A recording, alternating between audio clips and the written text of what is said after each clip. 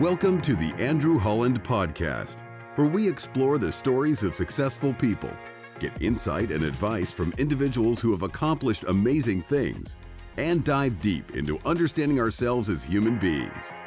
Now, here's your host, Andrew Holland.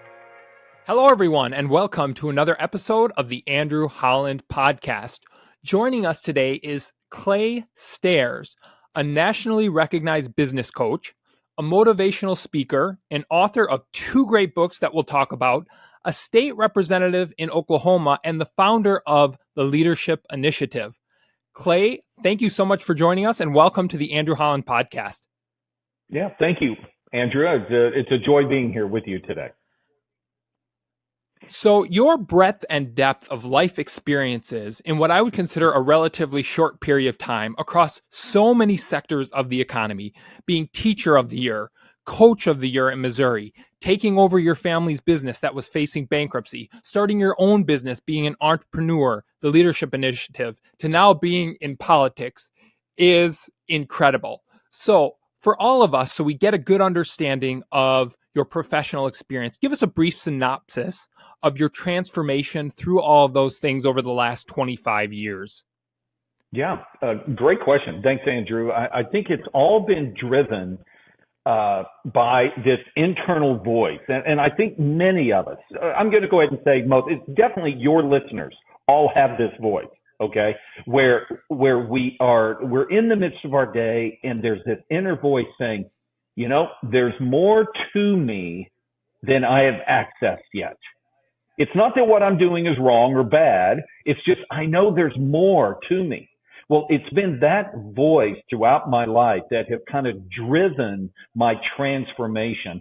It was hilarious when I decided to leave teaching after 15 years. All of my friends in the teaching world were going, "What? You can't do that. Nobody leaves after 15 years. You have to hang on to retirement and, you have to do the thing." And people were freaking out on that. But that voice was what was driving me forward. And I've just listened to it. I think that's probably the key thing. I've listened to it. At the beginning, it was terrifying. All right. What am I going to do? But now that it's happened in my life 5 different times where there's been a complete redefine in my life, it's still scary, but it's a familiar scary. You know, it's like going to that haunted house that you've been to multiple times and you still get the heebie-jeebies, but you know the guy's getting ready to jump out from behind this corner because you've been there before, And so that's probably been the driver. But then also, Andrew, as I look back over my experiences, something that's really fascinating is ever since I was 25 years old, I've been teaching, training, mentoring, developing, leading, and speaking. Those are my things. And so whether it was in front of a elementary school class, or whether it was in front of a group of athletes in high school, or whether it was in front of a science class in high school, or whether it was in front with my family's ministry and my family's business, whether it was in front of college kids, or when I started the Leadership Initiative, now I'm in front of adult business owners and working with business owners. And then this latest shift to politics, which I'm still trying to figure out. I've just entered into that haunted house. Maybe I should be careful with that. But I've just entered into that thing. But I'm doing the same thing, even though I've been in different vehicles. So that's been the constant throughout. Some people go, "Oh my gosh, how do you adapt and everything?" It's like, well, I'm really doing the same activity. I'm just in different vehicles. And Andrew, I'm still learning, how does the teaching, training, leading, developing, speaking, and mentoring, how does that fit at the Oklahoma State Capitol? So I'm still in that learning phase, that transition right now. So you joined the State House of Representatives for Oklahoma in 2022? Yeah, 2022. So I've just finished my first term. And I actually picked up an opponent that's from the other party, so I won't be seeing him until November. But I'm going to have to, this summer, I'll be out campaigning. Yep. So you're running for re-election, and I want to dive deep into that because, as you and I have talked about, politics and business are true passions of mine. But before we get there, I want to talk about something that you talk about on your website, and you and I have talked about in the past, claystairs.com. If no one has gone there, one of the best videos I have ever seen from a business coach is directly on the front page of Clay's website. And I've seen a lot of these, and I've talked to a lot of business coaches. claystairs.com. You've got to go and listen to the video. Clay, you have a demeanor and a very calm approach that you take in everything you do, in all the interactions you and I have had. And there's no question in my mind, that's why the Leadership Initiative, where you are coaching business owners and entrepreneurs to achieve their full potential because of the manner in which you approach it. And I just thank you for being that way, because I think in this day of polarization, not that there's sometimes where it doesn't get heated but there's a loss of rationality and humanness in recognizing how to work and deal with individuals who are struggling to achieve their maximum potential, or when you're trying to pass legislation. And I don't know if anybody's provided that feedback to you before, but it's evident in all the interactions I've had with you. And so people, if you have not gone to claystairs.com, you have to watch that video, because I think you'll see exactly what I'm talking about. So thank you in very that video, much one of the things you talk about is when you left being a teacher, you took over your family's business and it was facing bankruptcy. And you give a brief description of how completely different that was than anything you had experienced. Give us some insight during that period in your life, and particularly how you handled the emotional volatility of such a change. Yeah, man. Wow. Okay. Let me put this together. Man, great question there, Andrew. I think some of the things, as you can imagine, being a high school science teacher, okay, and being a coach, I did not have to, when I was working as a public school teacher, okay, aka working for the government, I did not have to go out and find business.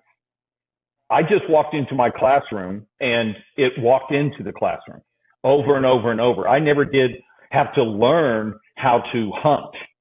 You know, I didn't have to market my class. I didn't have to do any of the branding and all of that. I'm teaching science, you know, here we go. And as well, there was classroom management, but really it was, I'm the teacher, do what I tell you to do type of thing. You know, there wasn't a ton of management involved in that. Again, there were some, just the people dynamic and all of that. There were some, but not a lot.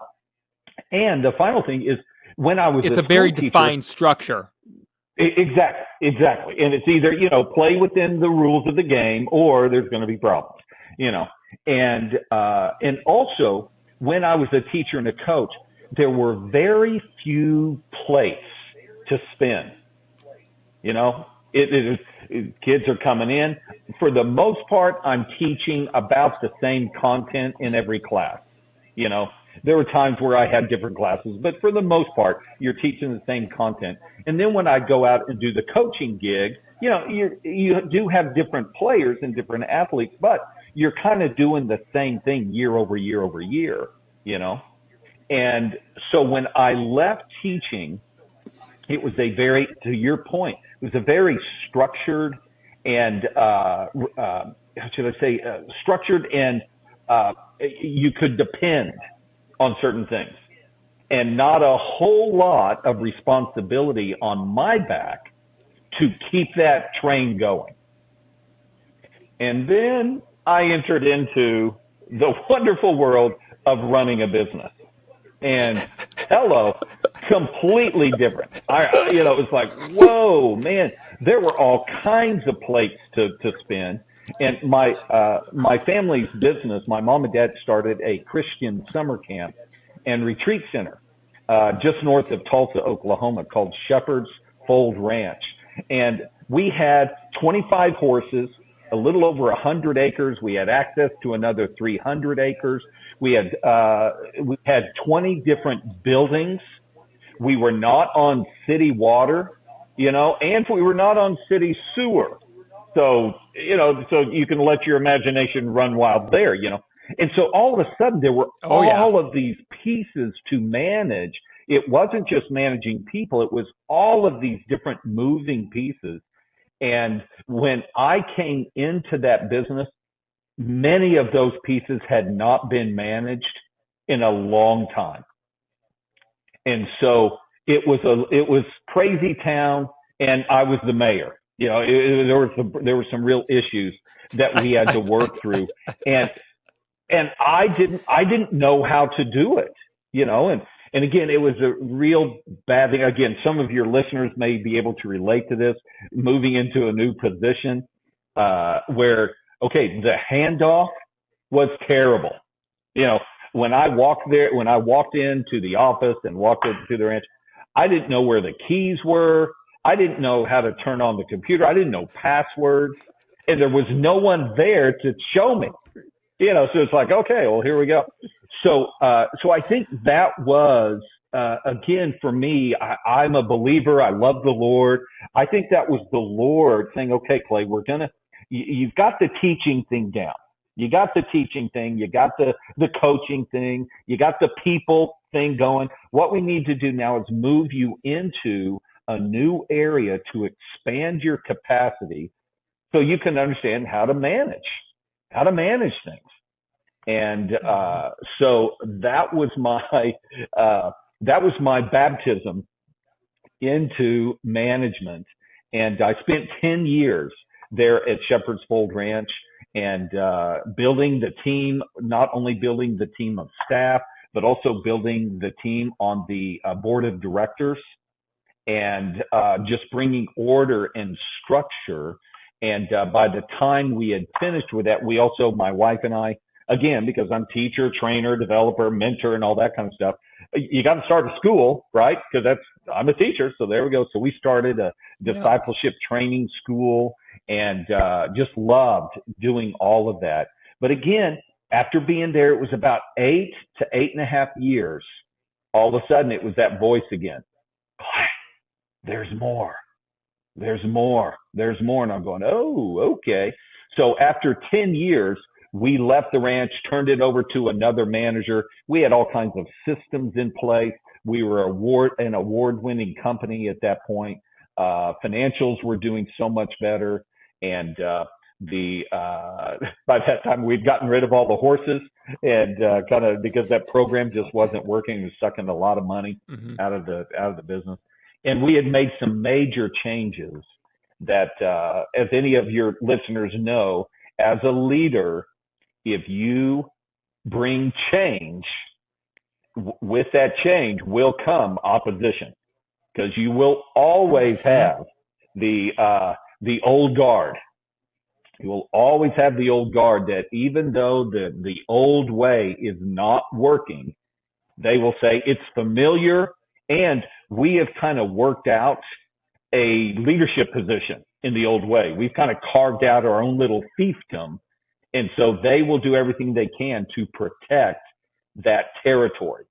And again, having to navigate change, I think, is a huge piece of what Napoleon Hill calls the great unseen hand. Okay, we'll call it the great unseen hand. We'll call it God. We'll call it the Holy Spirit. Call it what you want. But I think that's what was going on during that season of my life. Man, that was a long answer. So I hope I was able to get everything in there. Well, yeah, I mean, Carrie, my fiance, and I were just talking about this change. Humans, we inherently, whether it's good change or bad change, don't like change. But the reality is if you're going to achieve your full potential, you have to get comfortable with change, and you have to get comfortable with the uncomfortable, which I know is cliche-like, but the reality is it's true. 2 follow-up questions on that. Because of such a dramatic change for you, that had to have, and I talk about this a lot on the podcast, that we as humans, our psyche, is not intended to experience such emotional volatility, such highs and such lows in such a short period of time. And for anybody who's an entrepreneur or business owner, you know exactly what I'm talking about. It can be in the same day. You can be as high on the cloud as possible and as low beneath the earth as possible, all in one day. And then you do that 15 times during the week. Yeah. It's just one phone call away. Exactly. Exactly.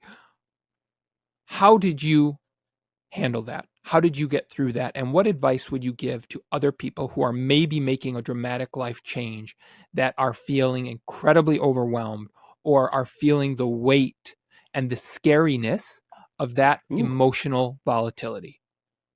Okay. Yeah. Man, this is huge. I think that my experience and from talking to tons of folks about emotional things, I would say that it is our emotions, personally, it is our emotions that limit our capacity. And I know that to grow, to expand, the idea in personal growth is I want to increase my capacity to process greater complexity. And I often ask people, especially as you see life moving forward, do you see your life becoming more complex or more simple? You know, and you could ask the same thing to any business owner. Do you see, any of your listeners, do you see as you move forward your life becoming more complex or more simple? Most people answer that to the tune of more complex. It's like, okay, I agree with you, because as you grow, as you expand, you take on more responsibilities. You know, you get married, you have a kid, you buy a house, you got to get this car and that car, you got to get the boat, you got to get the second place, you got to go the vacation. There's just more and more and more responsibilities. If you get promoted at work, more responsibility.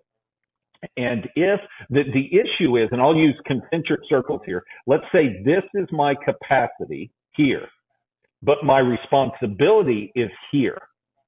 The space between this and this, the freak out zone. That's the emotional zone right there. And so most people, Andrew, will, and again, I don't think we're wrong or bad. I just think it's the way that we tend to go, is most people will want to reduce the responsibility to fit their capacity. In other words, they'll say, oh, I just need a break. I just need things to slow down. Oh, I can't wait until summer. I can't wait until vacation. Many of the business owners that I start working with, and some of your listeners may be able to relate to this, their business cycle is kind of up and down throughout the year. And they are looking forward to the slow time so they can rest. And again, I completely get that, but that is an emotional response.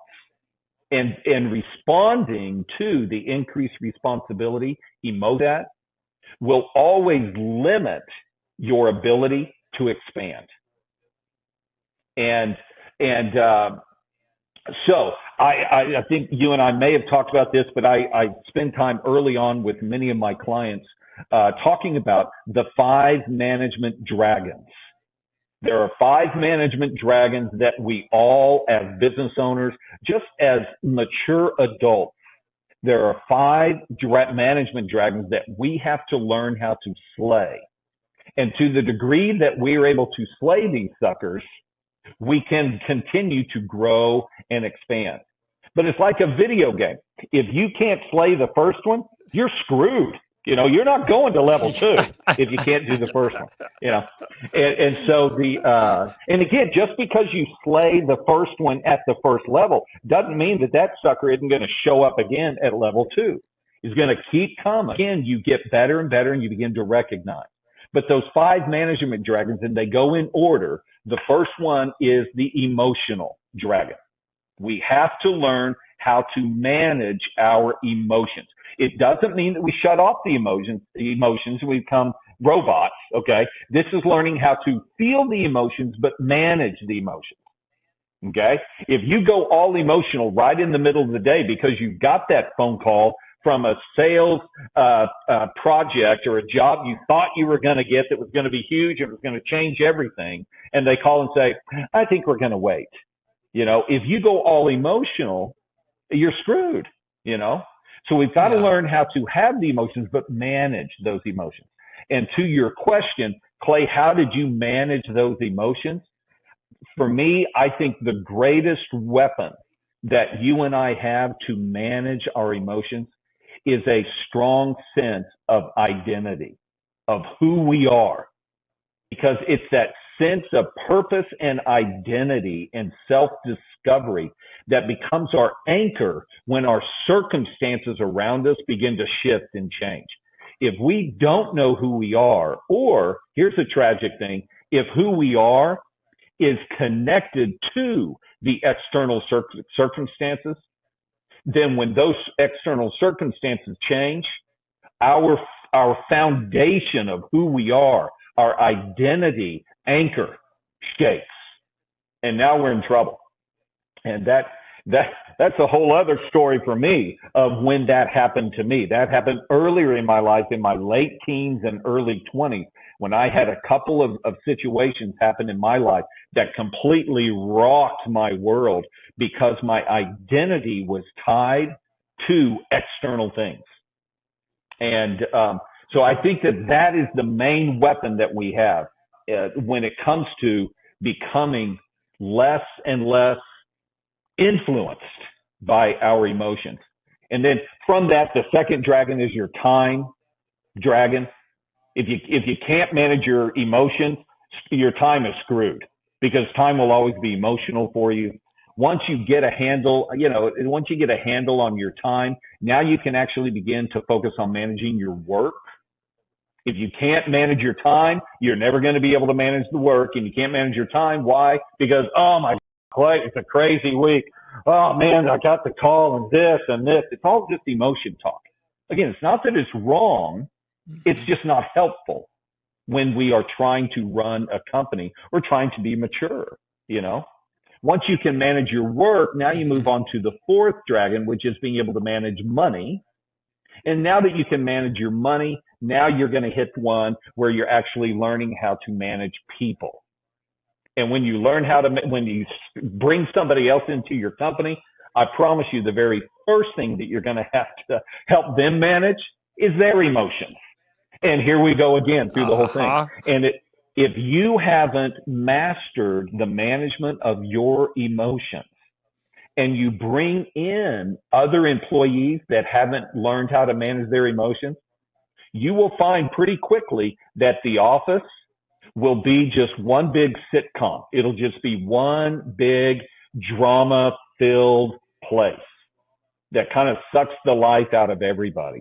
And so those are the 5 management dragons. And again, there are weapons, if you will, or tools to help you manage. I'm working on a book right now, the 5 management dragons, to get that out in book form to help business owners and even your listeners as well.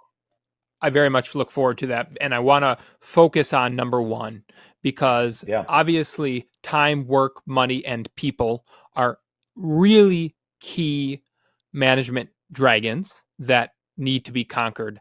But in this day and age, I think 99% of people can't get past number 1, emotion. And it is getting worse because of technology and the availability of everything at a blink of an eye, the social media impact that we're seeing on every single human psyche. I don't care what generation you're from or how long you've had a phone, an iPhone, an Android, whatever it is fundamentally changing our brain waves, and there's tons of scientific studies to back this up, to not be able to handle, basically shrinking our emotional capacity. Because, when I was a kid, when you were a kid, if we wanted to learn something, we had to go to the library. We had to look it up in an encyclopedia. Not everything was there in an instant.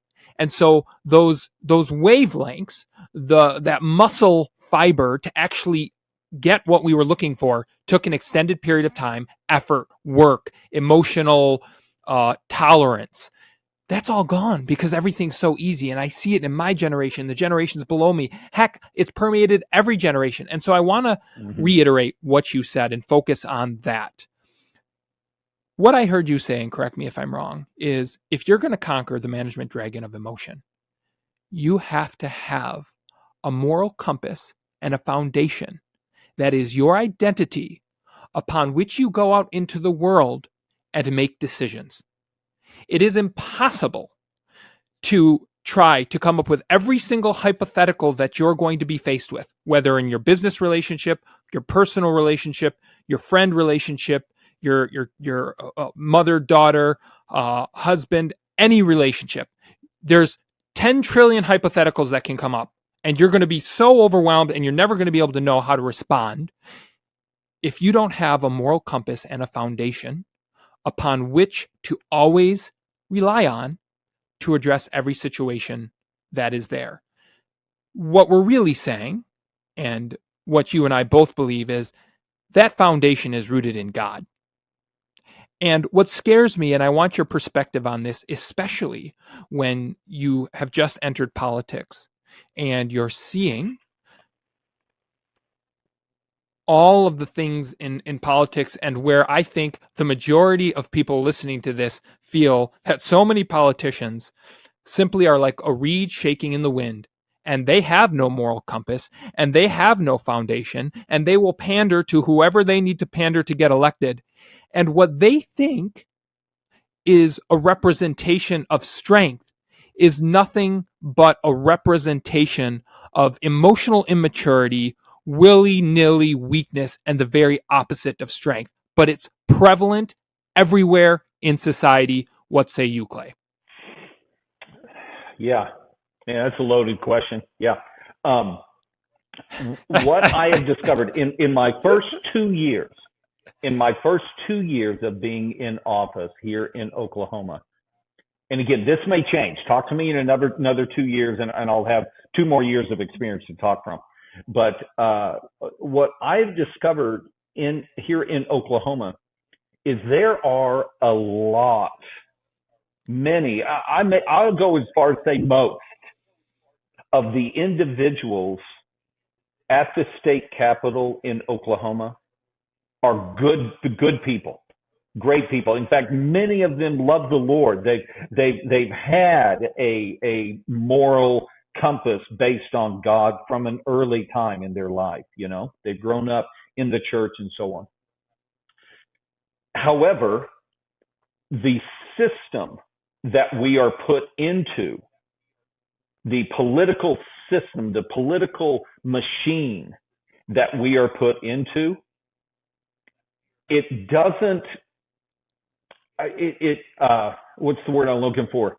It doesn't lend itself to the moral, righteous decisions that you are talking about. And so you can take somebody that is a very good person, put them into a bad person or into a bad system, and what you get on the other side is less than best. Could be really bad, or it could just be less than best. And Andrew, it's the same in our companies as a business owner. You can hire wonderful people, but if you bring them into a company that does not have great systems in place, then what you're going to get on the other side is something that is less than best. And it's definitely going to be less than what you want on the other side. And so I have had these, at the state capitol, I've had these ideas and dreams. Okay, what would it be like to change the system? Bum, bum, bum. It's like, and that's when people get shot. So I don't know what to do. I don't know what to do with that. Because again, the step from business world into political world, wow, that's a whole new animal over there. But again, I think in the past, before I had this experience at the Capitol, I think I was very quick to jump on the bandwagon of those people are corrupt. And again, there may be some there. There's probably all kinds of measures of corrupt. You could probably find measures of corruptness in everybody that is there. But what I've discovered, what I've experienced at the Oklahoma State Capitol is that no, it's not the people that are corrupt. It's the system that is corrupt. And of course you could battle that. Well, the people made the system. It's like, okay, you win, there you go. You win the argument. But at the same time, I think that this system that's in place is not the best. And you take somebody that has high expectations, that is a very good person, and you put them into this system, you put them onto this playing field that has a specific set of rules. And if you don't follow the rules, you could quickly be out of the game. And so what I've seen is there's a lot of people that get in, and then all of a sudden there's this fear that you're going to get kicked out. And I don't want to get kicked out. And so I'm going to do whatever I need to do to not get kicked out. And again, I think that goes back to identity. I think if we don't have that strong sense of identity, then we're kind of up to interpretation. And that's where that manipulation and fear can come in, is tapping into those insecurities in us due to a lack of a strong sense of identity. And so that's my prayer, and that's my hope, is not only good people in political positions, but good people with a strong sense of identity, that it's going to be hard to manipulate them with fear. Why everything you just described about the political system is why people hate politics, and why have you, after 2 years, how would you answer this question? Why are good people, and I use that term loosely, but with an identity, why are they so willing to throw that away just to stay in power? Do they feed gold in these capitals and in Washington, D.C.? I've never understood, is the desire for power so strong? And I recognize we're all sinful humans. The devil, the world, our own sinful flesh, money and power corrupt, absolute money and power corrupt, absolutely. Why is the desire to stay in office, in the context in which we're talking, so strong that people will throw everything about who they are and their identity and their moral compass out the window just to stay in office? I don't get it. Yeah, there's my opinion on that is there is a percentage of people that I would say would be on the far side of that, where they are completely willing to just be corrupt for all of the gain that they can receive. However, I think the majority of people are going to be in another category of, again, Andrew, after being there for just a couple years, there is a sense of, I want to fit in. I want to belong. And I think that is a natural condition in the human heart that you cannot get rid of. We all have a sense of belonging, that we are looking to belong. And if I may, there are spiritual battles that are going on, spiritual forces that are going on, and those spiritual forces can really come in and corrupt that natural desire to belong and cause us to make stupid decisions just to belong. We can give up things that we shouldn't give up just to belong, just so people will think about us a certain way. That come away from the Capitol and just go out there onto the street. There's all kinds of decisions, good decisions and very poor decisions that are being made just to fit in, because we have this sense of belonging. And if we're not careful, we can look to fulfill, and this is key, we can look to fulfill that sense of belonging in wrong areas. We can look to external sources to find that sense of belonging. And again, it may not be wrong or bad. It just makes us vulnerable to whatever that external source is. Because if there's a fear that that external source could go away, if my belonging is in that source, if my identity is in that source, then I'm going to do everything I can to scramble and keep that close. And so that could easily be just humanness. That could easily be where decisions are made that you're looking at them going, wow, when I talked to you 2, 3, 4, 5 years ago, you would never have made that decision. But now you're making that decision and you're pretty proud of that decision. What happened? You know, and again, it could be, I do think that there is a percentage of people that, well, they're just bad folk. You know, they are corrupt and they are looking to be corrupt. But I think most people are just in this place of undefined. And so if you have those areas that are undefined scarier in your life. Yeah. Yeah. And I mean, you know, again, if you're not careful, we do this all the time, especially as guys, but I think women do this as well, is you find your identity, you find your sense of belonging in what you do every day, in your job. And so I'm never leaving this job because it's my identity.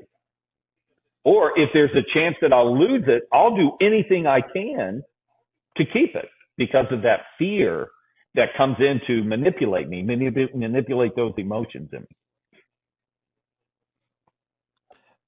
That's a perfect segue, Clay, into the next topic that I want to cover before we conclude this. And just a couple points on that. It's, you know, the people that I think scare the majority of us the most are not the ones that are blatantly, obviously corrupt and want to be corrupted. It is the people that, as you described, go in, well-intentioned people that go in. And I know a number of people that have done this, and their friends look back and say, it's really changed them. It's those well-intentioned people that go in and, like a frog in boiling water, don't even recognize that their temperature, who they are, has gone from 100 to 150 to 200. And it's happening right in front of your eyes without them recognizing it. And then they become something, not going in intentionally to be that way, but that's what they ultimately become because of the corruptness, because of the very nature of the system itself. And I think we've got to find a way to change that in America. And so to take that back onto, you know, what got us down this path, for people that are looking to conquer the management dragon of emotion, I think you have to ask yourself, who are you? What defines you as an individual?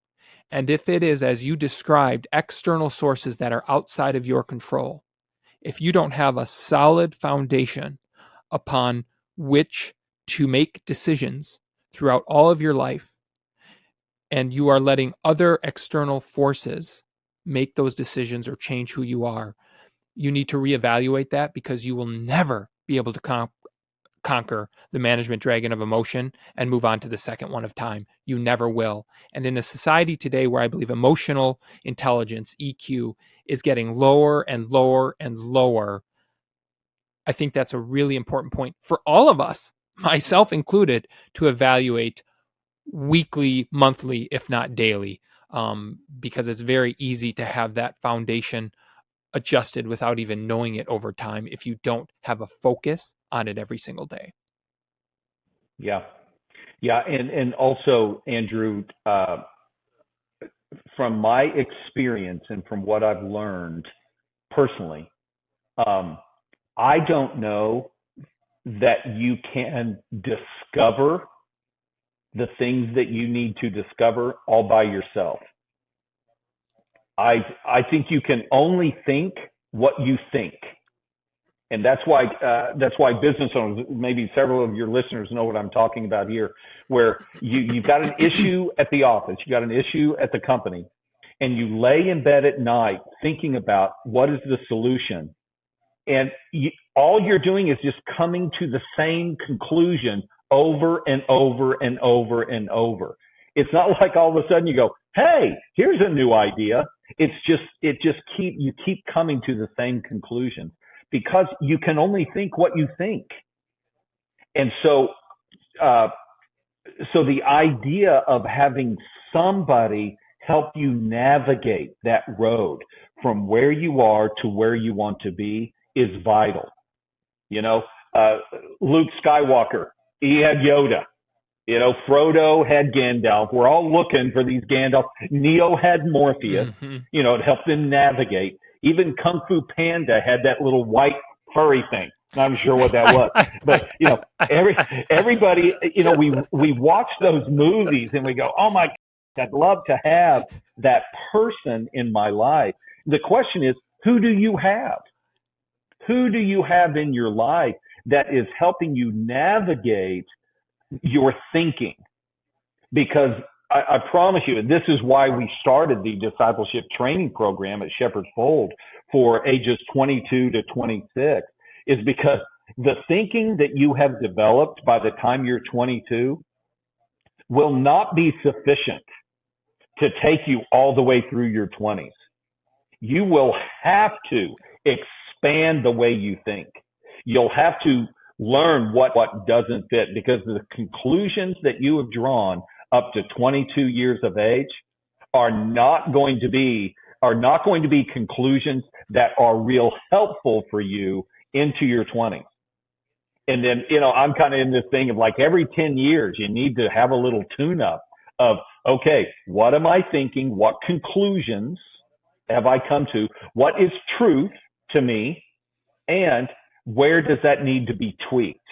And that's where having those people in your life to help you navigate those ways of thinking becomes so vital.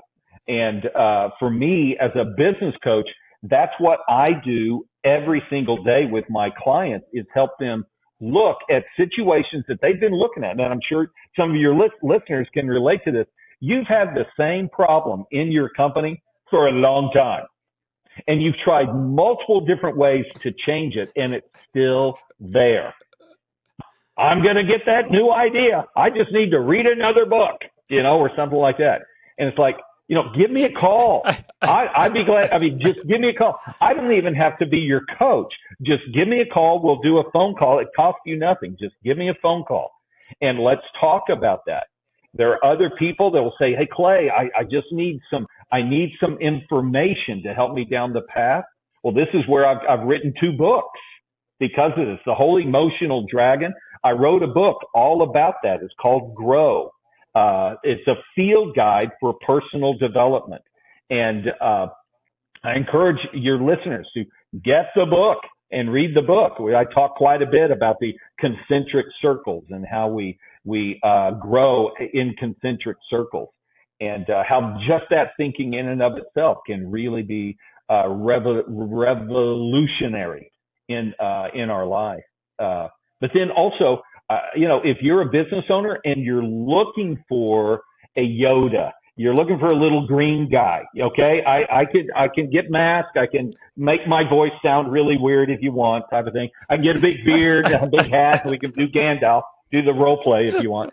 But just having somebody in your life to help you navigate, because, man, being an entrepreneur is a lonely game. It's lonely out there. And so give me a call.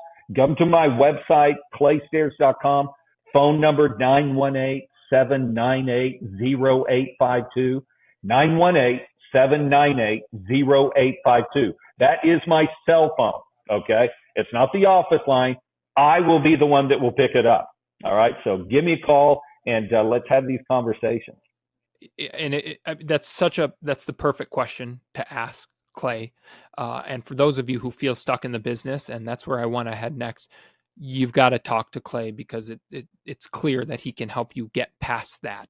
And that question just in and of itself shows how experienced you are, and asking, who do you have to help navigate it?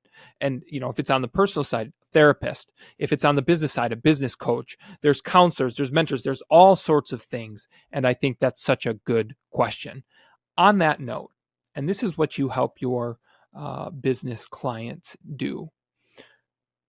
You talk a lot about gaining financial, but as importantly, probably more importantly, time freedom and achieving your full potential. 2 questions. Number 1, why do people have that little voice like you have every 8 to 10 years, or you have had in the past, saying there is more, continue to ignore that voice? Tell us the human side of that. And number 2, what advice would you give to us who have that so that we can get past it and achieve our full potential? What specific actionable steps do we need to take to round the corner? Yeah, man, that's wonderful. I love these specific actionable steps. Let's see here. My personal thought, and again, I'm not a psychiatrist. Okay, I don't even wear a white coat or anything like that. Okay, but just the discernment and working with hundreds of people over the past 25, 30 years. I think that the main reason why we don't listen to that voice, or we try to put that voice in a closet, because I do think that most humans hear it. Okay. In fact, I would go ahead and say that all humans hear this voice at some point. But I think that the primary reason why we would avoid it or suppress it is simply out of fear. And because again, you can create a very comfortable world, and comfortable isn't necessarily bad, but comfortable can be just familiar. Again, there was a season in my life where life sucked. It was bad, but it was familiar. It was familiar. And I found really quickly, oh, okay, I'm not really looking for success.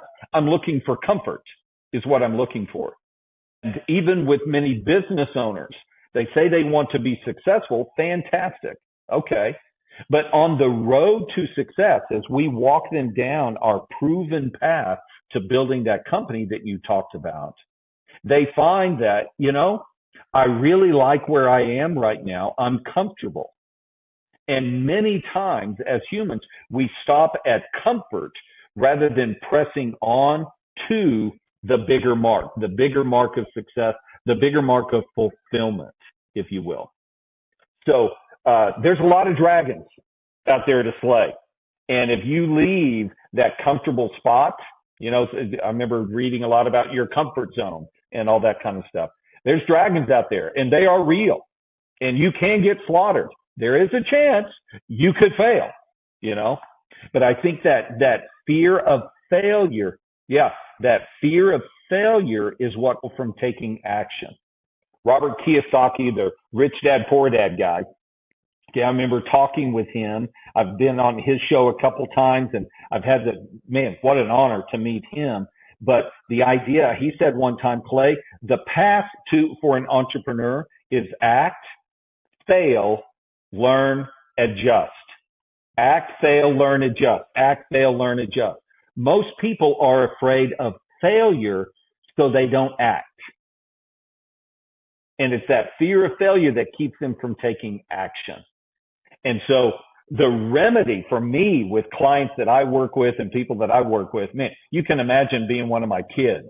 All right, they're hearing this stuff all the time. But the remedy for fear is action. But again, what most people want to do, the remedy for fear is I probably need to think about it. I probably need to be careful. Read another book. And so we get in that place where we do ready, set, set, but we never leave the blocks, you know? So I think that personally, I think that's kind of what taps in to most people to keep them from taking action when they hear the voice.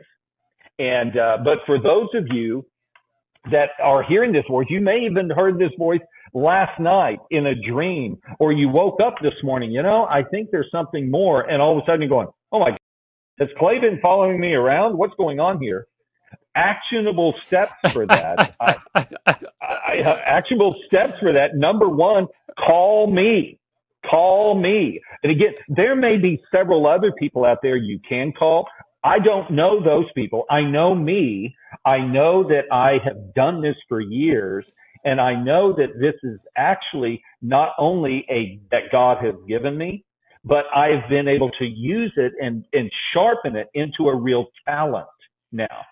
And so I know that when I am walking with someone and helping them navigate, I know that I'm feeling fulfilled. The person that I'm walking with is feeling fulfilled and encouraged. And I feel like God's hand is in the midst of that and blessing that. And so I would say step number one, call me. Step number two, I don't know. I hear there's this book out there called Grow, a personal guide to develop a field guide to personal development. I've heard about that book too. I know. I just got to drop that in it. But the main thing is to find somebody to help you navigate that. Because again, you can only think what you think. And I'm a big proponent of how you think is the most important thing about you. Because your thoughts will direct your emotions. And your emotions will drive your decisions. And those decisions will determine your actions. And your actions will determine the result in your life. And so if you come back to some crappy thinking, as my mom, Shirley Staires, used to say, Clay, that's stinking thinking type of thing, then it will just keep you from being able to make the decisions that you need to make to take action and to come out with outcomes. There is, guys, it's hilarious. I used to think when people would say, if I can do it, you can do it. It's like, that's crap. You know, I think there's some kind of special magic that you have that I don't have. But I have learned now, making this journey over the past 30 years of my life, that it's similar to that. If I can do it, then if you do the things that I did, then you can do it. I think that caveat in there. If I can do it, if you do the things that I did, then you can do it. But just because I did it doesn't mean you can do it.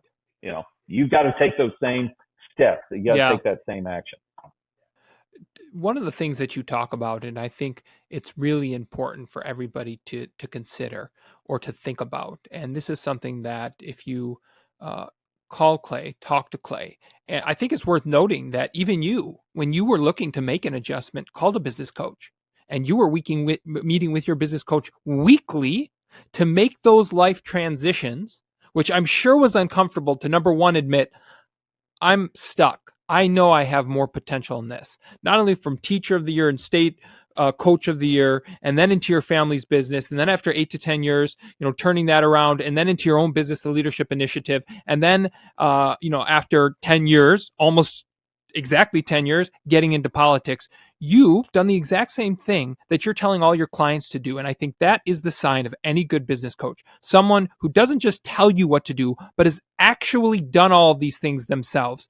And so I think it's important for all of us listening to recognize Clay is not just a bunch of hot air. And I don't have any reason to promote Clay other than our interactions. And I can tell that it's real and the way you approach things. But more importantly, you've done this before. You've actually practiced what you're preaching, and you had a business coach, and you met with them every single week, and you've readily admitted, I knew at this point, I heard that voice, and I needed to do something about it, and you did something, and you continue to hear that voice, and that's why you're in a new journey in your life, 2 years into a new journey in politics.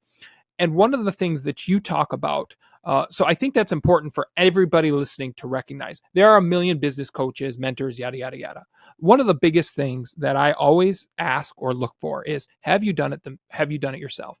Is what you're telling me to do something that you have the experience and the actual knowledge of because you've done it? Or have you read some fanciful books and you're putting yourself on a pedestal? And people like that are a mile wide and a mile deep. Clay is not one of those people. Talk to us about what you take your clients through, and you talk about this on your website, claystairs.com, the 6 stair steps to freedom, to give our listeners some insight onto what it would be like to work with a business coach that has your approach. Yeah. And I do. It is interesting, Andrew, as a coach, it seems like for me, so many answers come out in the form of the 3 steps, the 4 steps, the 2 steps, the 6 steps. And so along the way, I've adopted, let's just call them stair steps, because we do want to not only take the steps, but we want to ascend along the way. And so on the 6 steps, number 1, and this is all part of the coaching path that we take each of our clients down. And also, I was going to say, just on that comment that you made a moment ago, just so you know and your listeners know, I still meet every single week with my business coach. Every Thursday morning, 7 o'clock, I am meeting with my business coach, because my business over the last 10 years, my business has had different seasons of its life. And just because he helped me start it up doesn't mean that I don't have a whole lot of questions, and the business change once I moved into that adolescent season of the company. And then as you move into maturity. So I have kept my coach, his name is Clay as well. I've kept him close all along the way. And it was actually at his instruction that I ran for office, because he and I had spent a lot of time talking about what was going on back during COVID. We had talked a lot about what was going on. And I had built my company, to your point earlier, I built my company where I was making wonderful amounts of money. But at the same time, I was working like 1 day a week. You know, I had built the company so it could run. I could manage my company from the beach. And that was one of my big goals. I want to grow a company and be able to manage it from the beach. That's my goal. And so we had done that. And so Clay just in passing said, you should run for office. And it was like, echoed. And I said, I will run for office and I will win. And, that was in 2020. That was in 2020. And so I spent 2 years campaigning, preparing, and in 2022 I won, and now here I am. So again, that Yoda, that person helping you navigate, is so vital in your life. And again, if you don't have somebody, okay, you're not a bad person. It's just so much harder to do it. What is it? You can learn from mentors, or you can learn from mistakes. Whichever one you want to choose. But these 6 steps, coming back to the 6 steps, the very first step is the who. All right. And, or I guess maybe I should start with the why. All right. It's why you are doing. Why is your business? Why does it exist? Why do you exist? It goes back to that sense of identity, and having a firm idea on why you are here. What is the vision? What is the mission? What are the core values of your company? Those are 3 very important questions for you to ask, especially when you start going to interview and hire other people. If you don't know who you are and you start looking to bring somebody else in, I promise you, it'll be a whole lot harder to bring people in if you don't know who you are. And you're just going, I just need someone to come in and do work. Well, you bring them in, and maybe they can do more work, maybe they can't. But all of a sudden you find within the first 3 days, I don't like this person. I thought that they would be X, Y, and Z. It's like, well, if you have a strong sense of why your company exists, then you can use that sense of identity when it comes to interviewing and filtering other people to bring into your company. And so that is the first step. The first box that we have here is the why box, and having that sense of purpose of who you are. And then our second step is going to be when. And what is the time frame? What are the time frames of when you're wanting to get from point A to point B? What is your time frame? When are you going to do certain activities to help you get there? And these, again, are all things that are so important for us as business owners to have answers to. And in the lack of answers, it can really cause us to walk down a lot of roads that we don't need to be walking down. Okay. And let's see. So we've got who, we've got the when, and then, we got the why, we've got the when, and then the third step is the who. And this is when you actually begin to discover who is my ideal client, my ideal and likely buyer, who is the ideal person for me to hire in my company, who do I want to surround myself with. And that again is if we're not careful, we can find ourselves trying to fulfill a lot of dreams and a lot of things that we are wanting to achieve, but we just don't have the right tools in place. We don't have that sense of purpose in place. So step number one is the why. Step number two is the when. And I'll include in step number two the when and also the where. Where is it that you want to go, and what is the time frame together? That's what creates energy for you in your company, a sense of urgency. And then the third step is who. And this comes down to your accountability chart, your responsibility chart, or a lot of times we call it your organizational chart. And having the right people with you, that gives the company confidence. So the why gives us purpose, the where and when gives us energy, and step three, the who, gives us confidence in moving forward, confidence in the future. Step number four is answering the question of what. What is it that you as a business owner are going to do? What is it your company is going to be doing for your customers and for your clients? It's doing all of the what that actually allows you to make money. If you don't do the what, then you're not going to have any money. So you've got to do these tasks. But what happens so often with folks is that they get trapped in the what. And this is an important step right here. We get trapped in the what. Clay, I've heard the phrase of, you don't want to work in your business, you want to work on the business. Okay, that's really nice, but somebody's got to do all of this activity. And if we're not careful as business owners, we get trapped in the what of every day. We get trapped in the weeds of every day. But what we want to do, step number 5, is step to this thing, what I call the how. And that's putting together your systems and your processes, your checklists. This is all you working on the business, things that you can delegate to other people. I want to be able to delegate the what to other humans. But if I haven't written down the how, then I'm in trouble. And I'm going to be frustrated, because I promise you, if you delegate the what without explaining the how, people are never going to do it the way you wanted to do it, and it's going to frustrate you. And you're going to end up saying, it's just easier if I do it, and you're going to take it back on yourself.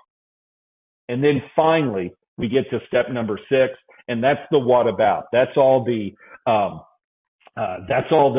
burning fires, the issues and hurdles and the changes that you have to make, and breaking bad habits and limited thinking and all that kind of stuff. And so once again, step number 1 is the why. That creates purpose. Step number 2 is where and when. That creates energy and a sense of urgency in your company. Step number 3 is the who. That creates confidence. Step number 4 is the what. And that is what actually creates growth for you, is being really good at the what. Step number 5, and this is where, Andrew, this is where coaching is so vital, is moving from step 4 to step 5, putting together your systems, the how. That's what creates freedom in your company. And then finally, the what about, that's just having all of the, identifying all the issues and hurdles and figuring out how you're going to solve all of those. It's all the problem solving. And what that does, it creates your efficiency. So those are the moves, the 6 steps, what I call the 6 stair steps to freedom. Thank you so much for sharing those, because that is such a logical, rational approach upon which all of us can really address so many things in life in the context in which we've discussed it in business. But I think that can be applicable to outside of business as well. Clay, you've been incredibly gracious with your time. I could sit here and talk to you for another 5 hours, and we're going to have you on again. I'd love it. Is there anything that we have not talked about that you would like to share with us that you think is importantly pertinent that we haven't already covered? Well, I think, again, going back to my steps, let's say there's 4 steps, okay? To be a successful entrepreneur, there's 4 steps. And step number 1 is you got to find a problem, okay? You got to find a problem. And it's best if a whole lot of people have this problem, you know? So you got to have a problem. And step number 2, you have to have a solution to that problem, all right? And it's got to be a solution that people are willing to pay for. Okay, it can't be some crazy solution. It's got to be a solution that people are willing to pay for. So you've got a problem, you got a solution.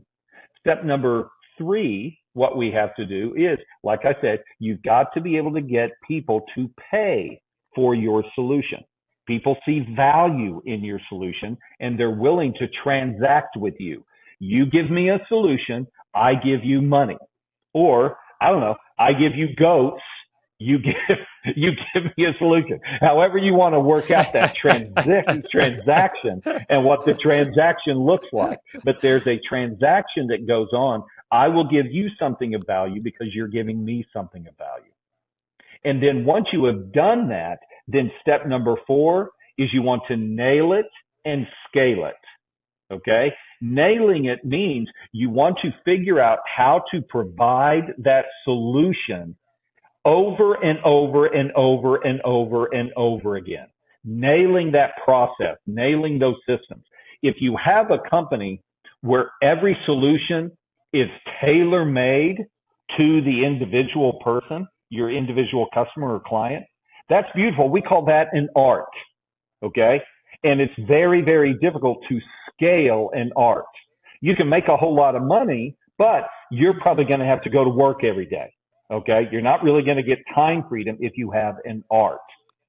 So what we do is we look for our ideal client is somebody that has found a problem. They have provided a solution to people that people, number 3, have been willing to pay for. And now they're saying, how do I grow this thing? How do I get this thing to where it's not taking over my life? And again, we nail it. We figure out what is the process that brings us to a successful conclusion over and over and over. And then we scale it by writing down all the systems that we can delegate to other humans. And that's what I've done with the Leadership Initiative that has led to a wonderful financial position for us, as well as providing us with a lot of time freedom. So now I think, Andrew, that's the real reason for a business is to be my servant. My business exists to serve me as a business owner. But so often, if we're not careful, we will become a slave to our business. And we don't have any time freedom. I think I have some children. I remember they were born. I haven't seen them in the last 7 years, because I've been over here. And if you're not careful, it just really takes over your life. And there's no need for that to happen. There are moves that you can make no matter what the business. There are moves that you can make, whether you are providing a service or providing a product, whether you are a professional in the area of like being a lawyer or a doctor, or whether you are in the trades. Business is business. And I have become, thanks to my coach and thanks to the Lord, I have become more and more and more of an expert in building businesses. And it's not a highly complex thing. Now, it's not easy, but it's not highly complex. It's not highly complex. And so if you're out there right now and you're looking for answers, if your business is stuck, or if you're stuck, give me a call. That's kind of my move. Help people get unstuck. That's the way I love doing that.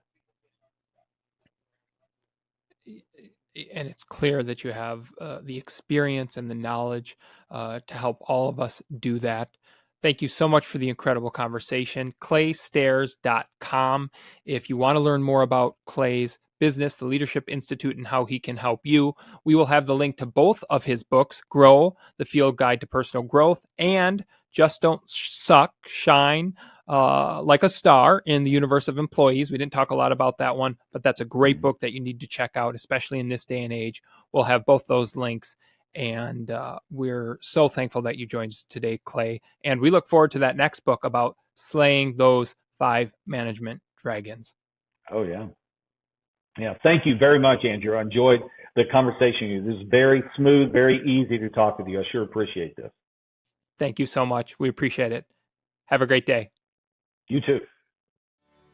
Thank you for listening to the Andrew Holland Podcast. Never miss an episode by subscribing to and liking our YouTube channel, The Andrew Holland Podcast, and by following and liking the show on your favorite audio platforms. Be sure to connect with us on X, formerly Twitter, A Holland Podcast. That's A Holland Podcast, so you can interact with Andrew, the team, and our guests throughout the week. Thank you again so much for listening. Have a great day, and we'll talk again soon.